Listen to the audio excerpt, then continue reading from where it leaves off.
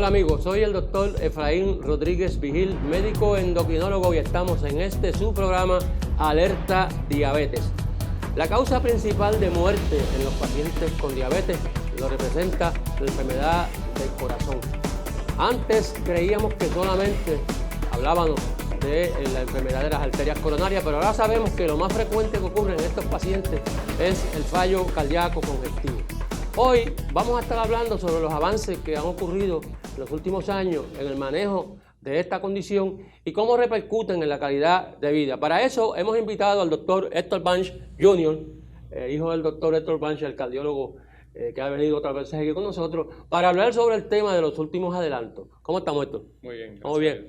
Héctor, como dije, pues, antes creíamos que los pacientes de diabetes morían de corazón, pero de coronaria. Ahora sabemos que no, que es más frecuente la enfermedad cardíaca congestiva, o sea, el fallo cardíaco. ¿Qué tú tienes que decirnos sobre eso nosotros? ¿Qué ha ocurrido recientemente? ¿Cuál es el problema en el paciente diabético? ¿Por qué desarrolla fallo cardíaco? ¿Y qué tenemos que ofrecerle a ese paciente? Pues mire, eso que usted dice, ¿verdad? Es así. Recientemente, en los últimos años, nos hemos dado cuenta que no es solamente enfermedad coronaria, ¿verdad? O enfermedad de las arterias del corazón lo que afecta a los pacientes diabéticos. También se sabe que el tener diabetes es un factor de riesgo bien importante para desarrollar fallo cardíaco, ¿verdad? O insuficiencia cardíaca, independientemente, ¿verdad? Si los pacientes tienen enfermedad coronaria o no. Y hay pacientes que van con diabetes que van a desarrollar insuficiencia cardíaca. Y entonces cuando hablamos de insuficiencia cardíaca, ¿verdad? Lo que nos referimos es que el corazón no maneja eficientemente la sangre, ¿verdad? No puede bombear suficiente sangre adecuadamente para suplir el resto de los órganos del cuerpo. Y entonces cuando hablamos de insuficiencia cardíaca hay dos tipos. Hay insuficiencia cardíaca con fracción de expulsión disminuida, que es lo que usualmente asociamos con pacientes con el corazón agrandado, con el corazón débil, pero también hay otro tipo de pacientes que la insuficiencia cardíaca que tienen es, ¿verdad? con fracción de expulsión preservada, que eso quiere decir que aunque el tamaño del corazón está normal y el porciento de sangre que se expulsa con cada latido es normal, aún así eso no es suficiente, ¿verdad? para mantener el funcionamiento normal del cuerpo, y los pacientes entran en síntomas de fallo cardíaco también, aunque tengan una fracción de expulsión normal. Y esto es común también, bien común en los pacientes diabéticos, sobre todo a medida que los pacientes van envejeciendo. Esto es una cosa que nosotros vemos con bastante frecuencia en la oficina.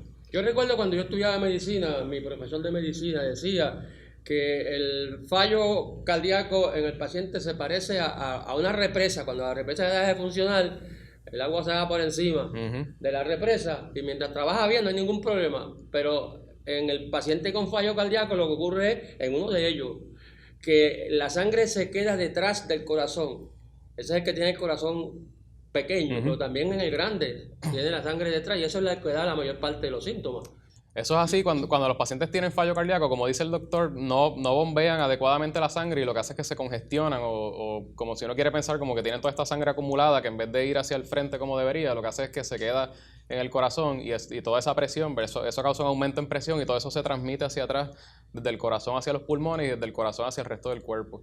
Y por eso es que a veces vemos los pacientes con fallo que vienen congestionados, que vienen edematosos, con las piernas, ¿verdad?, hinchadas, con la barriga hinchada.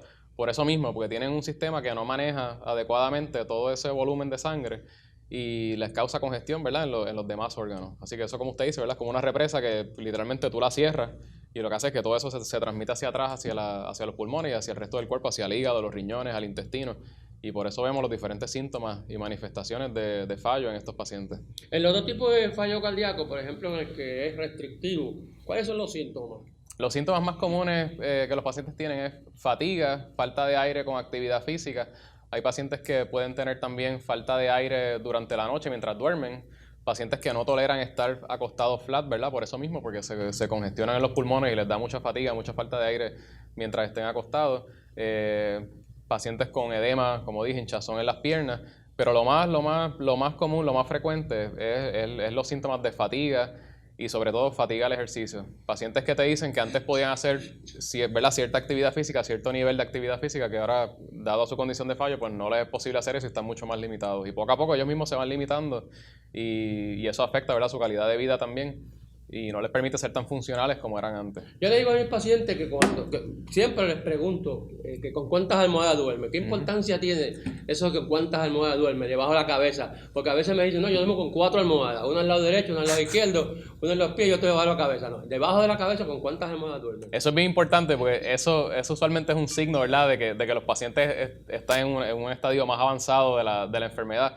Y si los pacientes tienen que dormir con muchas almohadas, o hay veces que dicen que en una butaca, eso que están bien congestionados, que no están manejando bien el volumen, ¿verdad?, de sangre, y que el fallo cardíaco está tal vez en un estadio más avanzado o necesitan optimizarse la terapia médica. Así que eso es algo bien importante que siempre preguntamos, porque si nos da una idea, ¿verdad?, de cómo están los pacientes en la casa y si están respondiendo adecuadamente a los medicamentos de fallo, como los diuréticos.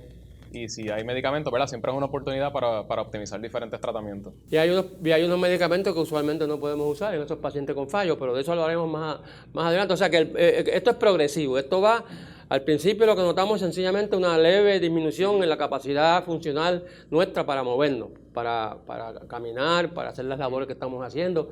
Y eso va progresando hasta que el paciente requiere más de una almohada debajo de la cabeza para dormir. Y ya ahí encontramos los famosos signos, como son las venas del cuello que están engurgitadas, que eso es de las cosas que ve el cardiólogo. ¿Qué más? Además de las venas del cuello engurgitadas. Aparte de las venas engrosadas en el cuello, otro hallazgo común es hinchazón en las piernas, ¿verdad? Las piernas bien edematosas. Otro hallazgo, si los pacientes tienen, por ejemplo, congestión pulmonar, pues pueden tener sonidos anormales en los pulmones, lo que llaman como rales, ¿verdad? Estertores, sí. Estertores, que eso corresponde cuando hay líquido en los pulmones. Otra cosa puede ser distensión abdominal, porque igualmente que hay pacientes que tienen el líquido en exceso que se les va a las piernas o se les va a los pulmones, hay pacientes que se les va a la barriga, a veces tienen distensión abdominal, te dicen que tienen náuseas, que no pueden comer una comida completa. Por eso mismo, porque toda esa congestión también puede irse a los órganos del abdomen, al intestino, y los pacientes pues pueden tener estos otros síntomas. A las paredes del intestino se ponen edematosas y la persona, y también el hígado, o sea, los pacientes, nosotros cuando le chequeamos el abdomen, encontramos que el hígado está recrecido porque todo lo que está detrás del corazón, hacia atrás, aguas atrás, va a repercutir y va a tener problemas en el hígado, se va a almacenar en el hígado, en el intestino.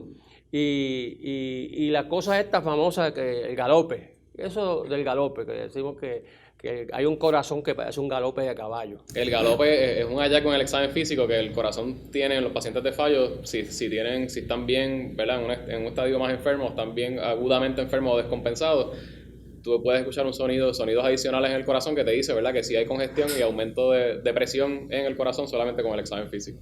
Okay. Entonces, este paciente usualmente es un paciente mayor, con unos factores de riesgo. ¿Cuáles son esos factores de riesgo de estos pacientes? Además de diabetes, porque diabetes sabemos que es uno de ellos. Pues factores de riesgo puede ser cualquier causa, ¿verdad?, cualquier enfermedad que sepamos que puede dar fallo. Lo más común en Puerto Rico, en Estados Unidos, es enfermedad coronaria, enfermedad del corazón, ¿verdad?, las arterias tapadas en el corazón. Eso es en pacientes, ¿verdad?, que son más mayores.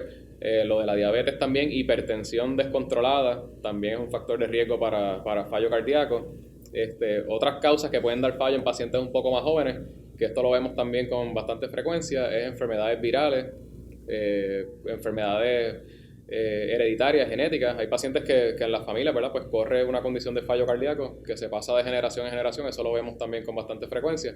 Pero lo más común, by far, ¿verdad?, y lo más común que vemos siempre día a día es enfermedad coronaria, diabetes e hipertensión descontrolada. Los pacientes diabéticos usualmente tienen lo que llaman microangiopatía, pequeños infartos, pequeños trombos que se forman en la microcirculación y el corazón no está exento de esos cambios. Ahora estamos llamando, aunque esto se conoce desde hace mucho tiempo, lo que se llama la microangiopatía cardíaca, que produce pequeños infartos y el corazón va perdiendo su capacidad de contraerse y de trabajar como debe trabajar este paciente.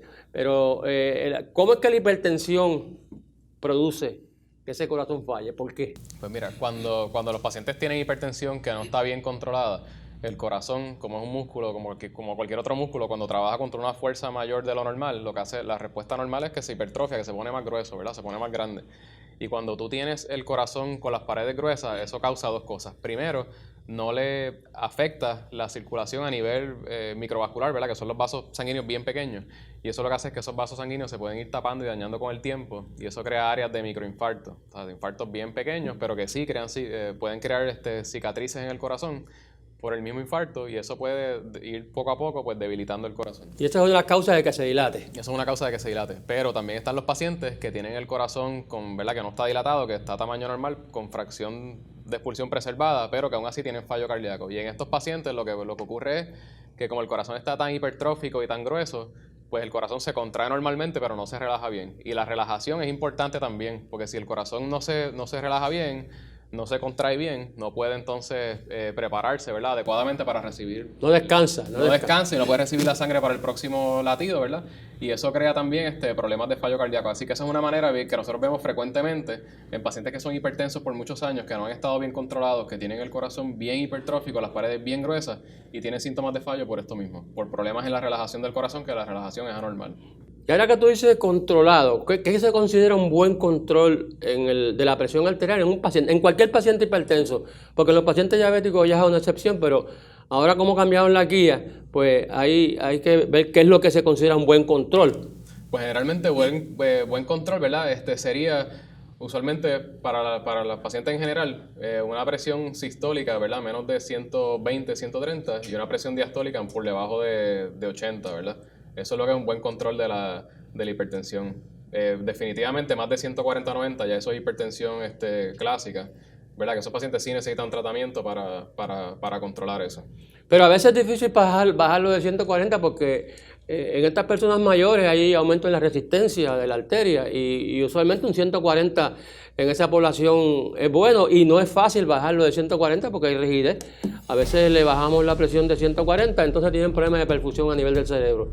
Pero eso es lo último que hay. En el paciente diabético, pues hay todavía su duda. Nosotros preferimos mantenerlo entre 130 y 80. Sí, lo podemos hacer sin síntomas del paciente, porque el paciente puede tener problemas de lo que se llama hipotensión ortostática, que es cuando se levanta, le baja la presión y pueden perder el conocimiento. Y entonces tenemos hasta 140 y para eso tenemos una serie de medicamentos de los cuales vamos a hablar en el próximo segmento.